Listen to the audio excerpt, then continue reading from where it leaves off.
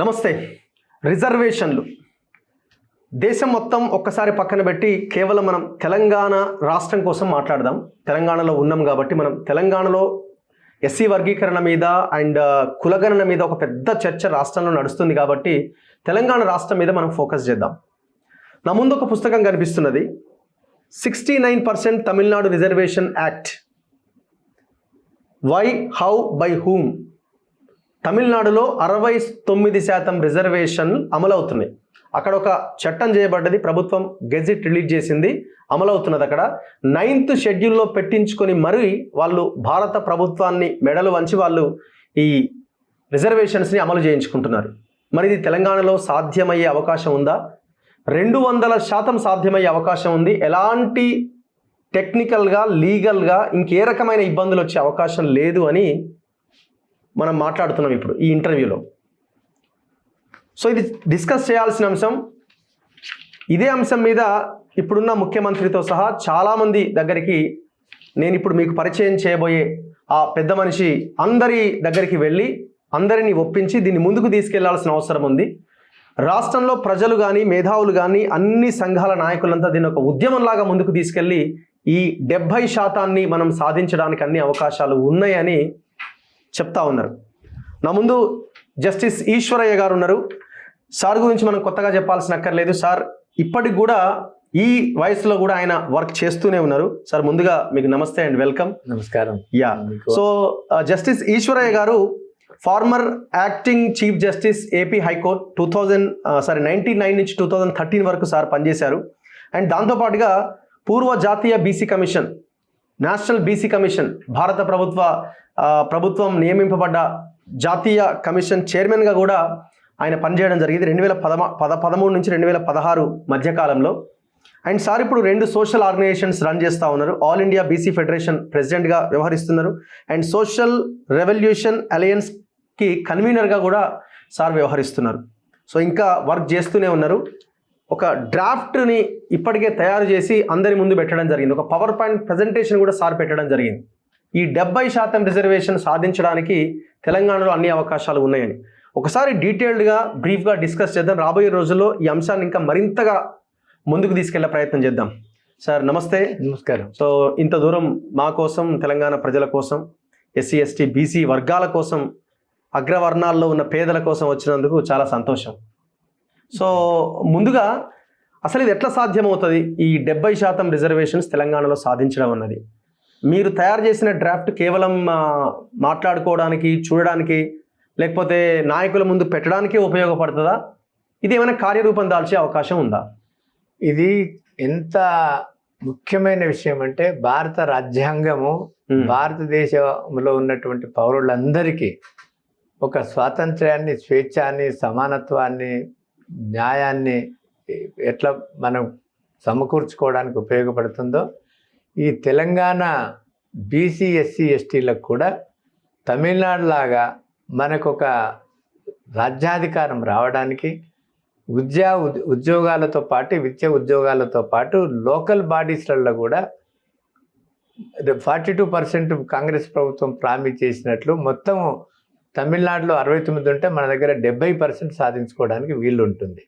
మనం ఒకసారి చూసుకున్నట్లయితే మండల్ కమిషన్ రిపోర్ట్ ప్రకారం, మండల్ కమిషన్ రిపోర్టు 90లో ఇంప్లిమెంట్ చేస్తామని అప్పుడు పివి నరసింహారావు గారు జీవోలు ఇస్తే అది సుప్రీంకోర్టులో మరి 27%, 50% మించకూడదు, బీసీలకు 27%, ఎస్సీలకు 15%, ఎస్టీలకి 6.5%, మొత్తము వాళ్ళకి పోగా 27% బీసీలకు ఇవ్వాలని న్యాయస్థానం 92లో సుప్రీంకోర్టు 9 మంది న్యాయమూర్తులు కలిసి ఇచ్చినారు. ఓకే, అంటే 50% టోటల్ పర్సెంటేజ్ దాటకూడదు, 50% పెట్టారు.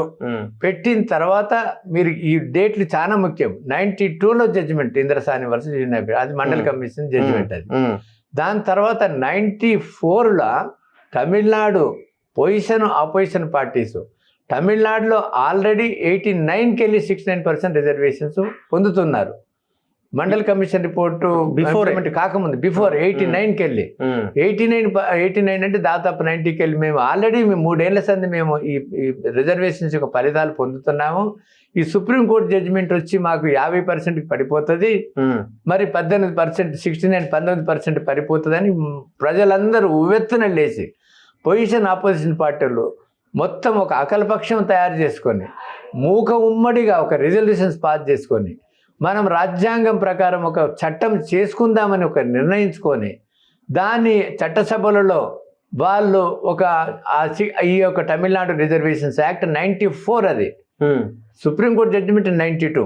ఓకే, అంటే 9 మంది జడ్జిమెంట్లు ఇచ్చిన జడ్జిమెంట్ను కూడా ఓవర్కమ్ చేసుకుంటూ ఓవర్ చేసుకుంటూ, ఎందుకంటే పార్లమెంట్కి అసెంబ్లీకి సర్వసత్తాక పవర్ ఉంది కాబట్టి ప్రజాస్వామ్యంగా ఏర్పడినటువంటి ప్రజల ప్రతినిధుల యొక్క సభ కాబట్టి ఏ చట్టాలు చేసుకోవాలి, ఏ చట్టాలు ఎట్లా చేసుకోవాలనే అధికారము ప్రజలు ఇచ్చిన అటువంటి యొక్క పార్లమెంటుకు అసెంబ్లీలో ఉంది కాబట్టి మనకు ఫండమెంటల్ రైట్స్ ఉన్నాయి. ఫండమెంటల్ రైట్స్ ఆర్టికల్ 12 నుంచి 35 వరకు ఫండమెంటల్ రైట్స్ ఉన్నాయి, ప్రాథమిక హక్కులు అంటారు వాటిని. ప్రాదేశిక సూత్రాలు 36 నుంచి 49 వరకు ఉన్నాయి. అవి ప్రాదేశిక సూత్రాలు. ఫండమెంటల్ రైట్స్ ఇప్పుడు ఇమ్మీడియట్గా మనం ఏం ఇంప్లిమెంట్ చేసుకోవాలనో అది ఫండమెంటల్ రైట్స్లో మన అంబేద్కర్ గారు పెట్టినారు. ఇంకా ముందు రాజ్యం ఏర్పడిన తర్వాత ప్రాదేశిక సూత్రాలు కూడా మొత్తం ఇంప్లిమెంట్ చేస్తే ఇప్పుడు సమసమాజం, అందరి equality, social, economic, political justice, equality, liberty, fraternity, ఏదైతే ఫండమెంటల్ రైట్స్లో ఇవైతే ఉన్నాయో, ఏవైతే హ్యూమన్ ట్రాఫికింగ్, అన్టచబిలిటీ, ఇవన్నీ కూడా పోతాయి అన్నమాట. అందుకని వాళ్ళు ఆ యాక్ట్ తయారు చేసుకొని వాళ్ళు కేంద్ర ప్రభుత్వం, ఎందుకంటే 9th షెడ్యూల్లో పెడితేనే రాజ్యాంగ భద్రత దొరుకుతుంది కాబట్టి రాజ్యాంగ వాళ్ళు యాక్ట్ తయారు చేసి గవర్నమెంట్ ఒక గజెట్ నోటిఫికేషన్ వాళ్ళు ఏర్పరచుకొని మేము యాక్ట్ తయారు చేసినాము, మీరు 9th షెడ్యూల్లో పెట్టడానికి రికమెండేషన్ చేయండి రాష్ట్రపతికి అని అంటే అక్కడ క్యాబినెట్ అప్రూవ్ చేసి ఉభయ సభల ముందు పెట్టి ఉభయ సభలు కూడా అప్రూవ్ చేసిన తర్వాత ప్రెసిడెంట్ ఆఫ్ ఇండియా ఎసెంట్ ఇచ్చిన తర్వాత అప్పుడు 9th షెడ్యూల్లో చేర్చబడింది. 9th షెడ్యూల్లో దాదాపు 300 యాక్ట్లు చేర్చబడింది మొత్తం ఆల్ ఇండియాలో. ఏ యాక్ట్ కూడా ఇంతవరకు కొట్టివేయబడలేదు. అది క్వశ్చన్ చేసినారు కానీ అట్లా పెండింగ్ ఉన్నాయి అవి. కాబట్టి తమిళనాడు యాక్ట్ 69% మీరు చేసినారు, మళ్ళా మీ పాలసీకి వ్యతిరేకం ఉంది, రాజ్యాంగానికి వ్యతిరేకం ఉంది, మా హక్కులు పోతా ఉన్నాయి, మా హక్కులు హరించిపోతూ ఉన్నాయి, మెరిట్ తగ్గుతూ ఉంది, ఏ గ్రౌండ్ మీద కూడా క్వశ్చన్ చేయడానికి వీల్లేదు. కాబట్టి అది కాన్స్టిట్యూషన్ చేసినటువంటి చట్టం, అది ఫండమెంటల్ రైట్స్లో ఉన్నటువంటి ప్రొవిజన్, అది 31C ప్రకారం అటువంటి యాక్ట్ చేసినారు. ఇప్పుడు నా పాయింట్ ఒకటే సార్, మీరు ఇచ్చిన పవర్ పాయింట్ ప్రజెంటేషన్లో మీరు ఏమంటున్నారు, 42% బీసీలకు రిజర్వేషను, 18% ఎస్సీలకు రిజర్వేషను, ఎస్టీలకి 10%, టోటల్ 70%, 1-2% అటు ఇటుగా సబ్జెక్ట్ టు కరెక్షన్. సో ఈ 70% ఇంప్లిమెంట్ కావాలంటే 9th షెడ్యూల్లో పెట్టాల్సిందే అంటే కదా, పార్లమెంట్ దానికి చట్టం అంటే అందరూ కూర్చొని తీర్మానం చేయాల్సిందే. సరే, ఇక్కడ మీరు ఏదో ఒత్తిడి తెచ్చి ఒక తీర్మానం చేసి పార్లమెంట్కి పంపిస్తే పార్లమెంట్ అంత ఈజీగా, ఇప్పుడు కేంద్రంలో ఉన్న వాళ్ళు మేము కులగణనకి వ్యతిరేకమని సుప్రీంకోర్టులోనే అఫిడవిట్ వేసేది, చాలా కాంప్లికేటెడ్ ఇష్యూ అని. మరి అట్లాంటి ప్రభుత్వాలు దాన్ని తలొగ్గి 9th షెడ్యూల్లో దీన్ని పెట్టడానికి అవకాశాలు ఎంతవరకు ఉంటాయి? ఈ విషయాలు నేను చెప్తాను, ఎందుకంటే పరిస్థితి ఇప్పుడు మారింది, సామాజిక దృక్పథం మారింది, సామాజిక చైతన్యం ఇప్పుడు అంటే అవగాహనకు వచ్చింది. మీరు చూసినట్లయితే కాంగ్రెస్ వ్యతిరేకమే రిజర్వేషన్స్ మొదటి నుంచి, బీజేపీ వ్యతిరేకమే, ఏ ప్రాంతీయ పార్టీలు కూడా ఇంప్లిమెంట్ చేయలేదు, ఒక తమిళనాడు డిఎంకే తప్ప, ఏఎంకే డిఎంకే తప్ప. మనం చూసినట్లయితే మనకు బీసీ రిజర్వేషన్స్ కేంద్ర ప్రభుత్వ అధీనంలో ఉన్నటువంటి ఎడ్యుకేషన్, ఎంప్లాయ్మెంట్లో 93 వరకు రిజర్వేషన్స్ బీసీలకు లేవు, ఎస్సీ ఎస్టీలకు తప్ప. తర్వాత మన స్టేట్లలో 1970కి వెళ్ళి మన దగ్గర అనంతరామన్ కమిషన్ 73కి వెళ్ళి మనకు రిజర్వేషన్స్ వస్తున్నాయి. అప్పుడు కులగణన చేయమంటే అప్పుడు నువ్వు కూడా ఒప్పుకోకపోతే ఏ రాష్ట్రంలో వాళ్ళు బీసీ కమిషన్లు వేసుకొని వాళ్ళు ఇంప్లిమెంట్ చేస్తున్నారు. అది ఇంప్లిమెంట్ చేస్తూ ఉంటే తర్వాత మనకి అది అంటే మన దగ్గర 73కి వెళ్ళి ఇంప్లిమెంట్ అవుతున్నాయి, 93కి వెళ్ళి ఓన్లీ ఉద్యోగాలు అవుతున్నాయి సెంట్రల్ గవర్నమెంట్ సర్వీస్లల్లో. 2007కి వెళ్ళి 15(5) అర్జున్ సింగ్ ఉన్నప్పుడు అమెండ్ చేసినారు కాబట్టి 2006లో అమెండ్ చేస్తే 2007లోకి వెళ్ళి హైయర్ ఎడ్యుకేషన్లో ఇంప్లిమెంట్ అవుతుంది సెంట్రల్ గవర్నమెంట్ ఇన్స్టిట్యూషన్లో. ఇప్పుడు 42% రిజర్వేషన్ ఇస్తానని కామారెడ్డి బీసీ డిక్లరేషన్లో కాంగ్రెస్ చెప్పింది కాబట్టి మేము ఇంప్లిమెంట్ చేస్తామని అంటున్నారు. కులగణన 3 రకాలుగా చేసినారు. ఒకటేమో ప్లానింగ్ కమిషన్ చేసింది, ఒకటి డెడికేటెడ్ కమిషన్ చేసింది, ఒకటి బీసీ కమిషన్ చేసి ఇప్పుడు మనకి లెక్కలు ఉన్నాయి. అప్పుడు సమగ్ర కుటుంబ సర్వే అది చట్టబద్ధత ఉన్నా లేకపోయినా కొంతవరకు డేటా ఉంది. ఇప్పుడు డేటా అఫీషియల్ ఒక జీవో ఇచ్చి తీసుకున్నారు. అవును, మన దగ్గర ఆర్టికల్ 342(a)(3) కింద సోషల్లీ ఎడ్యుకేషనల్లీ బ్యాక్వర్డ్ క్లాసెస్ లిస్టును తయారు చేసుకునే హక్కు రాజ్యాంగంగా పార్లమెంట్ 2021లో కల్పించింది. కాబట్టి దాని ప్రకారము ఇప్పుడు చట్టం చేయకపోయినా ఒక ఎగ్జిక్యూటివ్ ఆర్డర్ తోని వీళ్ళు సేకరించారు. అందులో ఏమన్నా అవకతవకలు ఉంటే అది ఒక వారం రోజులు సరిదిద్దుకొని, అసలు మీరు తమిళనాడులో ఏ కాస్ట్ సెన్సస్ లేదు, ఏ కులగణన లేదు, ఏం లేకుంటేనే మాకు ఇంత ఉందని 69% తీసుకుంటే ఒకటే ఆయుధం ఏంటి పోరాటం జనం రోడ్ల మీద చేసుకుని మన దగ్గర ఇప్పుడు లెక్కలు ఉన్నాయి. మరి మండల కమిషన్ లెక్కలు ఉన్నాయి. 17% ఎస్సీ ఎస్టీ ఓబీసీ ఉన్నారని. ఇప్పుడు మన ఇక్కడ ఈ గవర్నమెంట్ ఇచ్చిన లెక్కల ప్రకారం 85% ఉన్నది. 85% ఉన్నది. ఓన్లీ 14% అగ్ర కులాల వాళ్ళు ఉన్నారు. అంటే బీసీలు 56% ఉన్నారు, ఎస్సీలు 17.5 ఉన్నారు. వాళ్ళ ప్రకారము 18 ఉన్నా, ఎస్టీలు 10% ఉన్నారు. కాబట్టి మనకు 69.5% మనకు వాళ్ళ ప్రకారమే రావాలి. మేమెంతో మాకంతా బీసీలకు రావాలా. కానీ కనీసం వాళ్ళు ప్రామిస్ చేసిన ప్రకారం 42% ఒప్పుకున్నా కూడా 69.5% రావాలి. ఎస్సీ ఎస్టీలకైతే వాళ్ళ యొక్క రాజ్యాంగమైన హక్కు. వాళ్ళ ఎస్సీ ఎస్టీలకు కూడా షమీమ్ అఖ్తర్ రిపోర్ట్ ప్రకారము మనకు 2011 సెన్సస్ ప్రకారము ఇస్తామంటే అది వీలు కాదు. అది ఇప్పుడు మీరు గవర్నమెంట్ ఏదైతే లెక్కలు చేసిందో దాని ప్రకారం ఇవ్వాలా. ఇచ్చి మనము ఇప్పుడు ఈ మన గవర్నమెంట్ మన దగ్గర మన అసెంబ్లీలో ఏ పార్టీ కూడా దీనికి వ్యతిరేకించదు. మనకు విచిత్రం ఏంటంటే అసలు బీఆర్ఎస్ బీసీ వ్యతిరేకమైన పార్టీ. ఎందుకంటే ఎస్సీని ఒక ముఖ్యమంత్రి చేస్తానని ఒక ఎస్సీని ఉప ముఖ్యమంత్రి చేసి అర్ధగనంగా తీసివేసి తర్వాత ఎస్సీలకు అసలు ఏ రకమైన రెస్పెక్ట్ రిగార్డు హ్యూమన్ వాల్యూస్ ఇవ్వకుండా దొరల పాలన చేసి ఇప్పుడు కూడా వాళ్ళు వాకౌట్ చేయడం అనేది అంతకంటే ఇంకా ద్రోహం ఇంకేం లేదు. ఇప్పటికైనా నా యొక్క సలహా బీఆర్ఎస్ పార్టీకి ఏంటంటే ఇప్పటికైనా మీరు ముందుకు రండి. ఏంది తప్పులు ఉన్నాయో మీరు ఒక సొల్యూషన్తో రండి. సొల్యూషన్ చేసి అది రెక్టిఫై చేసేసుకొని మీరు కూడా అఖిలపక్షంలో పాల్గొని ఈ తీర్మానానికి మద్దతు ఇచ్చి రేపు ఒక డ్రాఫ్ట్ ముసాయిదాన్ని కూడా మీరు చర్చించుకొని మీరు అసెంబ్లీలో పెడితే మీరు అంటున్నారు కదా ఇప్పుడు మీరు సుప్రీంకోర్టులో అఫిడవిట్ ఇచ్చింది వర్గీకరణకు మాకు ఇష్టం లేదు. అప్పుడు అడుగడుగున బీజేపీ మోసం చేస్తుంది. కాడుగట్టిన అది చాతుర్వర్ణ సిద్ధాంతం కలిగిన BJP party, RSS driven party, అక్కడ ఉన్న బ్రాహ్మణ్ బనియ క్షత్రియులు డామినెంట్ పార్టీ. అటువంటి పార్టీ ఎట్లా ఈ యొక్క చట్టానికి ఆమోదిస్తారు అని అంటే ఇప్పుడు పరిస్థితులు మారినాయి. ఇప్పుడు గవర్నమెంట్ ఆఫ్ ఇండియా బీజేపీ చేతిలో ఉంది. క్యాబినెట్ వాళ్ళు ఇప్పుడు ఒక విషయము, ఇప్పుడు బీహార్లో కులగణన చేసి వాళ్ళు కూడా అక్కడ ఇంప్లిమెంట్ చేయడానికి ప్రయత్నం చేస్తే సుప్రీంకోర్టు అక్కడ కొట్టేసింది కదా, అది ఎట్లా మరి? బీహార్లో రేపు అదే పరిస్థితి మనకు ఎదురు కాదంటారా? చెప్పిన ఆ పరిస్థితి మనకు ఎదురు కాదు. బీహార్ దాని మీద కూడా నేను సుప్రీంకోర్టులో వేశాను. అది బీహార్ గవర్నమెంట్ కూడా వేసింది. ఫస్ట్ నేనే వేసింది అది. బీహార్లో ఏమైంది, వాళ్ళు ఇటువంటి చట్టం చేయలేదు, 9th షెడ్యూల్కి రికమెండ్ చేయలేదు. శుద్ధ ఒక ఫండమెంటల్ మిస్టేక్ చేసినారు వాళ్ళది. మన దగ్గర ఆల్రెడీ ఒక ఎగ్జాంపుల్ శాంపుల్ మన దగ్గర ఒక దృష్టాంతం తమిళనాడు ఉంది. తమిళనాడు తరహా యాక్టర్ కావాలని మరి నితీష్ కుమార్ చిత్తశుద్ధి ఉంటే చేసేవాడు. కానీ నితీష్ కుమార్ కూడా బీజేపీతో సాంగత్యం ఉంది కాబట్టి ప్రజలకు చేసినట్లు చేసి ఈ రకంగా అక్కడ దెబ్బతిని సుప్రీంకోర్టులో వేసినాడు. కానీ అక్కడ చిత్తశుద్ధి లేదు. ఇక్కడ ఏమంటున్నాడు, నేను చట్టం చేస్తా అంటున్నాడు ముఖ్యమంత్రి. చట్టం చేస్తా, 9th షెడ్యూల్లో రికమెండ్ చేయడానికి నేను పంపిస్తానని అంటున్నాడు. కాబట్టి అన్ని పార్టీలు మద్దతు ఇవ్వండి. మనం రిజల్యూషన్స్ పాస్ చేసి మనము ఏకగ్రీవంగా దీన్ని మీరు పాస్ చేసుకొని గవర్నమెంట్ ఆఫ్ ఇండియాకి పంపించి వాళ్ళగిన దీన్ని ఆమోదించి ఉభయ సభల్లో ఆమోదించి రాష్ట్రపతి ఆమోదానికి పంపకపోతే ఈ తెలంగాణలో బీజేపీ పుట్టగతులు ఉండయి. ప్రజలు చైతన్యమైనారు. ఏ నాయకులు మాట్లాడినా, ఏ పార్టీ వాళ్ళు మాట్లాడినా కూడా ప్రజలు డేగ కన్నులు పెట్టుకొని చూస్తున్నారు.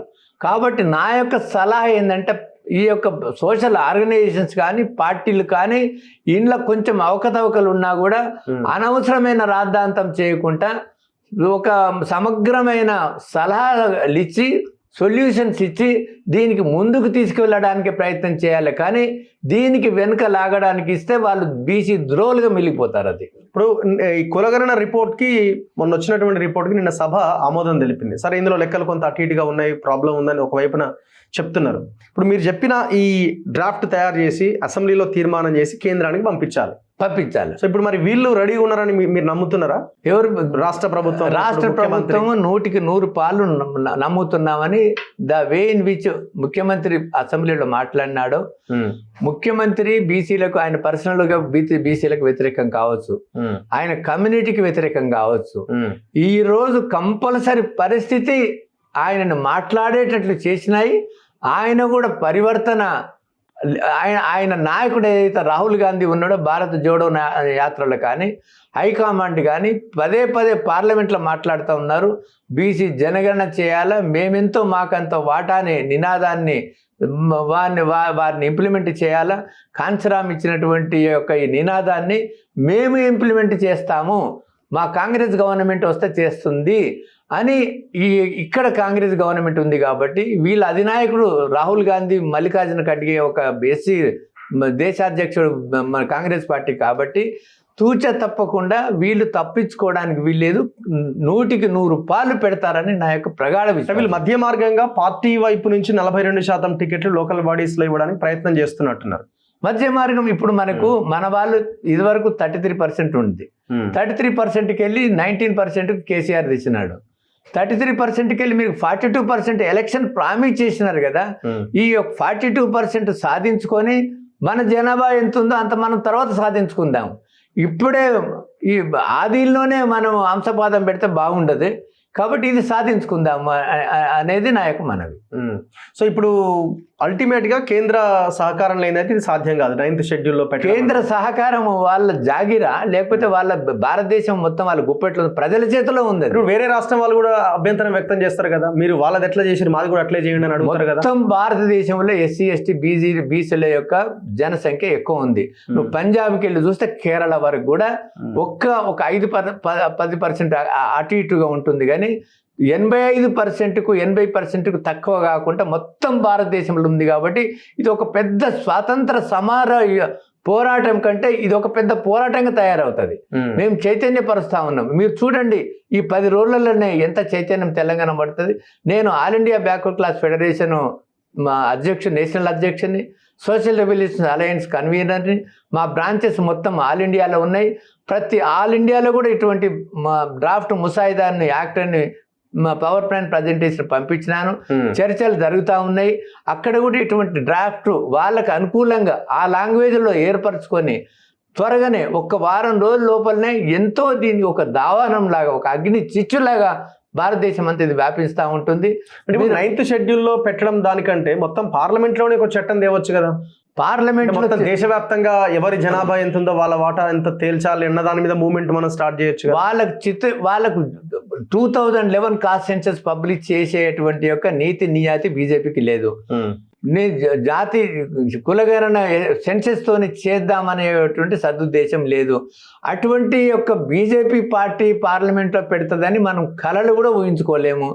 ఇప్పుడు కాంగ్రెస్ పాలనలో ఉంది ఈ తెలంగాణ. కాబట్టి ఇక్కడ తెలంగాణ నుంచి ఇక్కడ మనం పాస్ చేసి అక్కడ 9th షెడ్యూల్ పెట్టకపోతే వాళ్ళ యొక్క నిజ స్వరూపము బట్టబయలుతుందని భయపడి చేస్తారని నేను అనుకుంటున్నాను.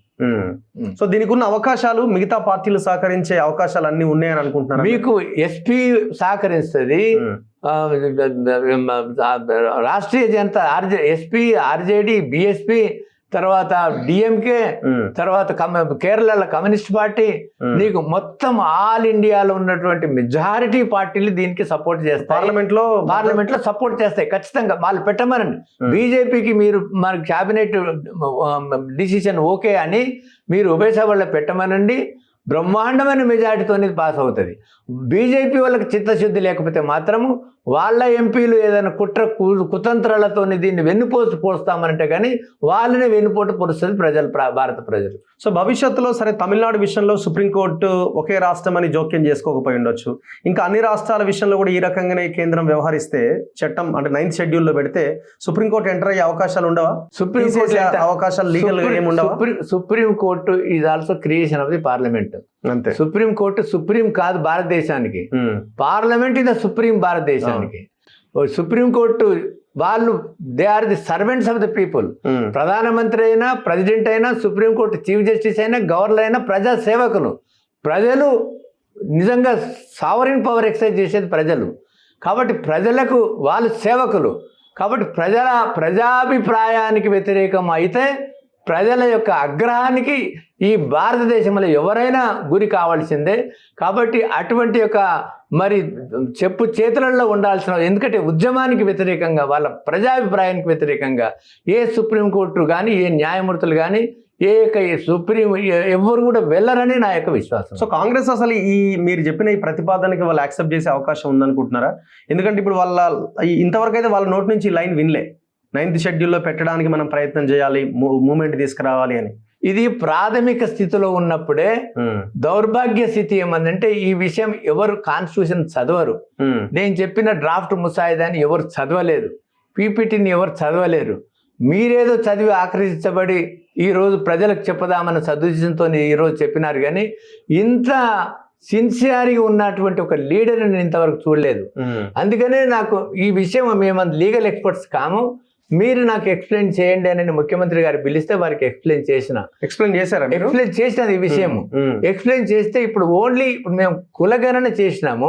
ఈ కులగణన కొంచెం తప్పుల తడుకున్నా కూడా యాక్ట్ కొట్టివేయబడదు, యాక్ట్ పాస్ అవుతుంది, యాక్ట్ న్యాయబద్ధంగానే ఉంటుంది అని కూడా ముఖ్యమంత్రి ఏమన్నాడు, వీళ్ళు తొందరపడుతున్నారు బీఆర్ఎస్ వీళ్ళు. నేను ఇది ఒక మీ అభిప్రాయానికి మీ యొక్క నాలెడ్జ్కి ఈ యొక్క సెన్సస్ యొక్క రిపోర్ట్ను మాత్రమే మీ దగ్గర పెడుతున్నాను.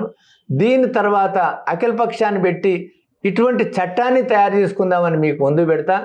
దాన్ని కూడా నేను పవర్ పాయింట్ ప్రజెంటేషన్ ఇస్తా, ఇటువంటి చట్టం చేయొచ్చు వీలవుతుందని.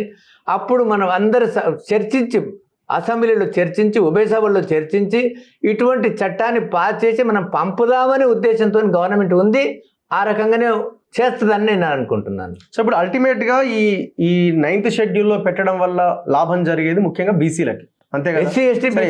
ఎస్సీ ఎస్టీల కంటే కొంత రిజర్వేషన్ ఉన్నది, కొంత అమలు అవుతున్నది కాబట్టి వాళ్ళ వైపు నుంచి బీసీలకు ఇంకెక్కువ ఉపయోగకరంగా ఉంటుంది. 42% వీళ్ళ రిజర్వేషన్ అమలు అయితే. అవును. సో ఇప్పుడు ఎస్సీలు వీళ్ళందరూ కలిసి వచ్చి ఒక మూమెంట్ క్రియేట్ చేసే అవకాశం ఉందంటారా? ఇప్పుడు ఎస్సీలకు ఎంత అన్యాయం అవుతుందంటే 2011 ప్రకారం ఉద్యోగాల్లో రిజర్వేషన్స్ ఇస్తున్నారు. లోకల్ 15% కూడా 2011 కాస్టెన్స్ ఇస్తున్నారు. ఈ చట్టము ఇప్పుడు ఉన్న పాపులేషన్ ప్రకారం ఇవ్వాలని చెప్తా ఉంటుంది. బీసీలు వాళ్ళంట ఉన్నారు. నా యొక్క organisation all India backward class federation కానీ సోషల్ రెవల్యూషన్ అలయన్స్ కానీ ఎస్సీ ఎస్టీ ఓబీసీ ఆర్టికల్ 16(4) ప్రకారము బ్యాక్వర్డ్ క్లాసెస్ అంటే untouchables, Adivasis and socially education backward classes. కాబట్టి బ్యాక్వర్డ్ క్లాసెస్ అంటే 3 బ్యాక్వర్డ్ క్లాసెసే కాబట్టి దాదాపు 87% బ్యాక్వర్డ్ క్లాసెసే కాబట్టి వాళ్ళ గురించి పోట్లాడుతున్నప్పుడు మనకు విశారదన్ మహారాజు ధర్మ సంస్థాన పార్టీ ఉన్నాడు. ఆయన ఒక పెద్ద సోషల్ రిఫార్మిస్ట్, పెద్ద సోషల్ ఆర్కిటెక్టు. ఆయన మాతోని మనకు భుజానికి తట్టి ఆయన ఉన్నాడు. అట్లనే ఎంతో ఎస్సీ, మొత్తం ఆల్ ఇండియాలో ఎంత ఎస్సీ, నాకు భారతదేశంలో ఉన్న మొత్తం స్థితులు తెలుసు మనకు. ఫర్ ఎగ్జాంపుల్ పంజాబ్లో 33% ఎస్సీలు ఉన్నారు, 30% బీసీలు ఉన్నారు. అలానే మనకు తమిళనాడులో ఓన్లీ 1% ఎస్టీలు ఉన్నారు, 18% ఎస్సీలు ఉన్నారు.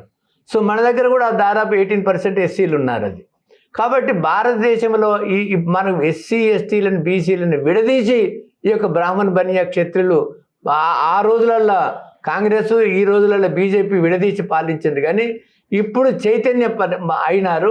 ఎస్సీ ఎస్టీలు బీసీలకు మనకొకరు పోటీ పెట్టి ఇన్ని రోజులు పబ్బం గడుపుకున్నారు. కానీ ఇప్పుడు జరగదు. ఇటువంటి యొక్క మన విశారదన్ మహారాజు వాళ్ళంటే నిస్వార్థపరుడు, నిజాయితీ పరుడు.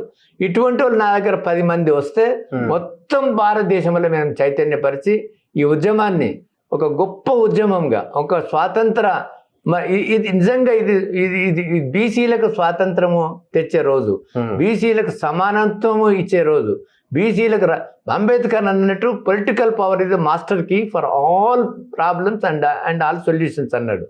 కాబట్టి తమిళనాడులో పొజిషన్ అన్న అపోజిషన్ అని బీసీలో ఉంటారు. అక్కడ లోకల్ బాడీలో ఎలక్షన్స్ లేవు, లోకల్ బాడీలో రిజర్వేషన్ యాక్ట్ లేదు. అక్కడ మాకొద్దు పంచాయతీరాజ్ యాక్ట్లో రిజర్వేషన్స్ మాకొద్దు అని అన్నారు. ఎందుకంటే 99% లోకల్ బాడీలు బీసీలో ఉంటారు. ఎంపీలో కూడా చూడండి, అవుట్ ఆఫ్ 31 29 బీసీ ఎస్సీలు ఒకటి పోగా మొత్తం బీసీలో ఉంటారు. కాబట్టి ఒక్కసారి చైతన్యపడితే దీని యొక్క పర్యవసానాలు ఈరోజు చెప్తే వాళ్ళు అదిరిపోతారు. అది నిజంగా వాళ్ళకు ఎవరి జనాభా ఎంత ఉందో వాళ్ళ ప్రకారం. నా పాయింట్ ఏంటంటే, మీరు దగ్గర నుంచి సమాజాన్ని చదివారు కాబట్టి, చూశారు కాబట్టి, పోరాటం చేస్తున్నారు కాబట్టి మీకు అర్థమవుతున్నది బాధ ఏంటి, వాళ్ళకి ఎట్లాంటి పవర్లోకి వాళ్ళు రావాల్సిన అవసరం ఉంది రాజ్యాధికారం దిశగా అని. కానీ ప్రజలు ఆ స్థాయిలో ఆలోచించే, అంటే ఆ స్థాయిలో ఉద్యమం చేసే సిచ్యువేషన్ తెలంగాణలో ఉందా? తమిళనాడులో ఎప్పుడో తెలంగాణ సాయుధ రైతాంగ పోరాటం అంతకు ముందు నుంచి అక్కడ ఫైట్ నడుస్తుందని మీరు అంటున్నారు. బిఫోర్ నుంచే ఈ బీసీ మూవ్మెంట్ ఉంది అక్కడ. 1928 జస్టిస్ పార్టీకి వెళ్ళి తర్వాత అక్కడ 1928 నుంచి బీసీ మూవ్మెంట్ ఉంది. 1928కి వెళ్ళి బీసీ. మన దగ్గర ఇప్పుడు ఆ మూవ్మెంట్ ఏ స్థాయిలో ఉందని మీరు అనుకుంటున్నారు? ఇది మనం ఎక్స్పెక్ట్ చేయడానికి ప్రజలు బయటికి రాందైతే వాళ్ళైతే 9th షెడ్యూల్లో బెటర్ కదా. ఇప్పుడు మనకు బీజేపీలో 333 సీట్లు ఉన్నాయి. మేము ఆల్ ఇండియాలో BC SC ST organisations India గఠబంధన్తో కలిసినప్పుడు వాళ్ళ మెజారిటీ తగ్గిపోయి వేరే పార్టీల యొక్క దయాదాక్షిణ్యాల మీద ఇప్పుడు రాజ్యం వెళ్తుంది. అది చంద్రబాబు నాయుడు, నితీష్ కుమార్తో. అంటే వాళ్ళ గ్రాఫ్ ఎంత పడిపోయిందో చెప్పండి ఇది. కాబట్టి అప్పుడు పరిస్థితులు వేరు, ఇప్పుడు పరిస్థితులు వేరు. తమిళనాడులో సోషల్ జస్టిస్ మూవ్మెంట్ బ్రహ్మాండంగా పెరియార్ రామస్వామి తెచ్చినాడు. అది మొత్తం బీసీలకు రాజ్యాధికారం వచ్చింది. ఇక్కడ కూడా చైతన్యం ఉంది, కానీ కొన్ని స్వార్థపర శక్తులు కాంప్రమైజ్ అప్పుడప్పుడు ఏదో ఆ రకంగా లాలూచి పడి ఈ యొక్క బీసీ మూవ్మెంట్ ఇక్కడ ఒక క్యాడర్ క్యాంప్స్ పెట్టలేదు, బీసీలను చైతన్యం చేయలేదు. ఇప్పుడు ఆ సమయం అయిపోయింది కాబట్టి ఇప్పుడు ఈ సోషల్ మీడియా ఉంది, టీవీలు ఉన్నాయి, పత్రికలు ఉన్నాయి, బీసీ మూవ్మెంట్ వీళ్ళందరూ కూడా చైతన్యపరిచి మన పిల్లలకు అప్పుడు ఇంటింటికి ఉద్యోగం ఇస్తానని కేసీఆర్ రాజ్యం వెళ్ళిండు, ఎస్సీకి ముఖ్యమంత్రి చేస్తానని వెళ్ళిండు. ఇప్పుడు ఇంటింటికి కాదు, మొత్తం అసలు బీసీలే మెజారిటీ ఉద్యోగస్తులు, విద్యావంతులు, పొలిటికల్ లీడర్స్. మనకు ఒక్కసారి పొలిటికల్ పవర్ వస్తే వాళ్ళకి ఎకనామిక్ బాగా. ఆ మూమెంట్ తెలంగాణలో వస్తుందని మీకు అనిపిస్తున్నదా? ప్రజల వైపు నుంచి ఉందా అసలు?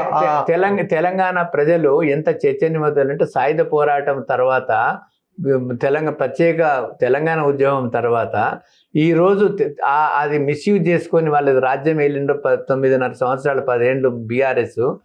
ఇప్పుడు వాళ్ళకి ఇప్పుడు ఏదైతే బీసీలు ఏదైతే చైతన్యపరుస్తున్నారో, కాంగ్రెస్ వాళ్ళకి మద్దతు ఇస్తున్నారో, మిగతా పార్టీలు కూడా మద్దతు ఇస్తున్నారో, అన్ని పార్టీలు చైతన్యపరుస్తాయి బీసీలని. అన్నిటికంటే ఎక్కువ నేను నా ప్రాణం ఉన్నంత వరకు కొంతమందిని వివేకానంద ఒక 100 మందిని నాకు బ్రహ్మచారులు ఇస్తే భారతదేశాన్ని మారుస్తా అన్నట్లు, కొంతమంది ఈ విశారద నరసు వంటి ఒక 10 మందిని 100 మందిని నా చేతికి ఇస్తే ఖచ్చితంగా ఈ ఉద్యమాన్ని నేను మన ఆకాశాన్ని ఎంతపజేసి మొత్తం ఒక దివిటీని ఈ తెలంగాణలో మనం పట్టుకొని భారతదేశాన్ని అందరు కూడా మేము వెలుతురు చూపిస్తామని నా యొక్క ప్రగాఢ విశ్వాసం. సో పబ్లిక్ లో ఉండాలి కదా, అంటే ఉందా బీసీ వాదం? బీసీలు మీ ద్వారా వెళ్తుంది, క్యాడర్ క్యాంప్స్ ద్వారా వెళ్తాయి. ఇటువంటి ఇప్పుడు విచారణ ఊరుకు తిరిగి ఎన్ని వేల కిలోమీటర్లు తిరిగినారు. ఆయన ఎవరు కాంశీరామ్ గారు ఎప్పటి నుంచో 16-17 ఏళ్ళు ఇక్కడ ప్రయత్నం చేసినట్టు ఉమ్మడి ఆంధ్రప్రదేశ్ లో. ఆయన కూడా ఇప్పుడు ఆయన రాజ్యాంగంలో బీసీ రాజ్యాన్ని తెచ్చిండు కదా, యూపీలో తెచ్చారు. ఇక్కడ అట్లనే మేము కొంతమందిని కలిసి మేము తప్పకుండా తెస్తామని మా యొక్క నమ్మకం. ఇప్పుడు ఆయనకు అప్పుడు పొలిటికల్ పార్టీ సపోర్ట్ లేదు, ఆయన ఒక్కడే నిర్మించుకున్నాడు. ఇప్పుడు మాకు పొలిటికల్ పార్టీ సపోర్ట్స్ కూడా వస్తాయి, లేకపోతే వాళ్లకు మా యొక్క ఆగ్రహాన్ని గురి చూస్తారని నా యొక్క నమ్మకం. రాబోయే రోజుల్లో పార్టీలు అంటే ఎట్లా అంటే, ఈ అఫీషియల్ గా వచ్చేటువంటి అధికారము లేకపోతే రిజర్వేషన్ ని అమలు చేసే బదులుగా సొంతంగా మా పార్టీ నుంచి పలానా 5గురికి ఎమ్మెల్యే టికెట్లు ఇచ్చినాం, బీసీలకి 10 మందికి పదవులు ఇచ్చినాం, మా పీసీసీ అధ్యక్షుడే లేకపోతే మా ఇంకో పార్టీ అధ్యక్షుడే బీసీ, మా ముఖ్యమంత్రి బీసీ, మా ప్రధానమంత్రి బీసీ, ఈ రకంగా చెప్పుకుంటున్నారు అని బీజేపీ చెప్పుకుంటుంది, కాంగ్రెస్ చెప్పుకుంటుంది, బీజేపీ కాంగ్రెస్ కూడా చెప్పుకుంటుంది. కాంగ్రెస్ కూడా ఇన్ని రోజులు అట్లా పబ్బం గడిపినారు. ఏదో ఇప్పుడు కూడా అదే అంటున్నారు కదా, 42% టికెట్లు లోకల్ బాడీస్ లో మేము ఇస్తాం, మీరు ఇవ్వండి. 42% ఇయ్యమని మేము కూడా అడుగుతా ఉన్నాము. ఎందుకంటే ప్రతి పార్టీ 42, ఇప్పుడు ఈ చట్టం తేవడానికి కొంత టైం పడుతుంది. ఎలక్షన్స్, లోకల్ బాడీ ఎలక్షన్స్ ఇమ్మీడియట్గా అవుతానే మనకు ఫండ్స్ వస్తాయి, లేకపోతే గ్రాంట్స్ ఆగిపోతాయి, రాష్ట్ర డెవలప్మెంట్ ఆగిపోతుంది. కాబట్టి ఈ యొక్క 69% రిజర్వేషన్స్ ఇప్పుడే మనం పార్టీ పరంగా ఇంప్లిమెంట్ చేసుకుంటే తక్షణమే మనకు లాభం అవుతుంది. ఈ లోపల మనం చట్టాన్ని 9th షెడ్యూల్లో కలుపుకుందాము. కాబట్టి మా యొక్క డిమాండ్ ఏంది, కాంగ్రెస్ పార్టీ ముఖ్యమంత్రి నేను అన్నాడు కదా 42% నేను బీసీలకు, నేను పార్టీ తరపుకి వెళ్ళి ఎంపీటీసీలు జడ్పీటీసీలు నేను ఇస్తాను, 42% నేను ఇస్తాను. వేస్తే ఎంతమంది గెలుస్తారు? పోనీ కాంగ్రెస్ గెలిచినా, బీజేపీ గెలిచినా, బీఆర్ఎస్ గెలిచినా 42% బీసీలు అయితే ఉంటారు కదా. అవుతారు. ఇప్పుడు కాంగ్రెస్ బీసీకి ఇచ్చిన దగ్గర బీజేపీ ఆయన ఓసీకి ఇస్తాడు, బీజేపీ ఆయన ఓసీకి ఇస్తాడు, బీఆర్ఎస్ ఇంకో ఆయన ఓసీకి ఇస్తాడు, ఆయన బీసీకి ఈయన ఓసీకి ఇస్తాడు. అందుకని ఇప్పుడు this is the test for the BCs. బీసీలకి ఏ పార్టీ అయితే ఇస్తారో అక్కడ మేము 100% బీసీలను గెలుపుకోవడానికి, బీసీలకు నిజంగా చైతన్యం ఉంటే 100% బీసీలు, ఎస్సీ ఎస్టీ పోంగా మిగతా 100% బీసీలకే వస్తాయి. మీరెట్లయితే అంటున్నారో అగ్రకులాల వాళ్ళు వేరే పార్టీకి ఇచ్చి మనం గెలిపిస్తారని, బీసీలకు, ఎస్సీ ఎస్టీ బీసీలకు ఏమాత్రం బుద్ధి ఉన్నా, ఏమాత్రం సెన్స్ ఉన్నా కూడా ఏ పార్టీ బీసీకి ఇచ్చినా కూడా ఆ పార్టీ బీసీని గెలిపించుకుంటారు. అట్లా అనుకుంటే బీజేపీలో 40%లో ఒక 30% కాంగ్రెస్కి వెళ్ళి గెలిచింది అనుకో, ఒక 5% బీఆర్ఎస్కి గెలిచింది, ఒక బీజేపీకి గెలిచింది అనుకో, ఎస్సీ ఎస్టీకి నాకు 27 బొంగ, మిగతా 80% బీసీలే వస్తాయి. ఓకే. ఇప్పుడు ఈ 9th షెడ్యూల్లో పెట్టడానికి పార్లమెంట్లో ఎంత బలం కావాలి, జరగాల్సిన ప్రాసెస్ ఎట్లా ఉంటుంది? అంటే చట్ట సవరణ జరగాల్సి ఉంటుందా ఏమైనా? ఏం చట్టం లేదు, మనం చేసిన చట్టాన్ని మేము ఆమోదిస్తున్నాము అని చెప్పడం అంతే. ఒక్క రోజులే పాస్ చేయొచ్చు, ఒకటే రోజులో క్యాబినెట్ ఈ రోజు చేసి ఈడబ్ల్యూఎస్ రిజర్వేషన్స్ ఒక్కటే రోజులు ఎట్లా పాస్ అయినాయో సేమ్ ఒకటే రోజులో పెట్టేసి వాళ్ళకు చేస్తే ఒకటే రోజులో పాస్ అయితే 3 రోజులలో ప్రెసిడెంట్ ఆఫ్ ఇండియా ఎసెంట్ రావచ్చున్నది. మన అదృష్టం ప్రెసిడెంట్ ఆఫ్ ఇండియా ఒక ఎస్సీ మహిళ, గొప్ప మేధావి, స్వచ్ఛమైన ఒక దేవత లాంటి వ్యక్తి. కాబట్టి ఆమె ఎంత సంతోషపడుతుందో ఇటువంటి యాక్టర్ ఆమె ముందరకు పంపిస్తుంది. ఇప్పుడు ఈడబ్ల్యూఎస్ రిజర్వేషన్ ని చాలా ఈజీగా చేసేసుకున్నారు కదా, చాలా ఈజీగా చేసుకున్నారు వాళ్ళు, మనశుద్ధి కాబట్టి చేసుకున్నారు. ఇక్కడ కూడా వాళ్ళకుంటే ఈజీగా చేసు, ఇది సాధ్యమైన పని కాదు.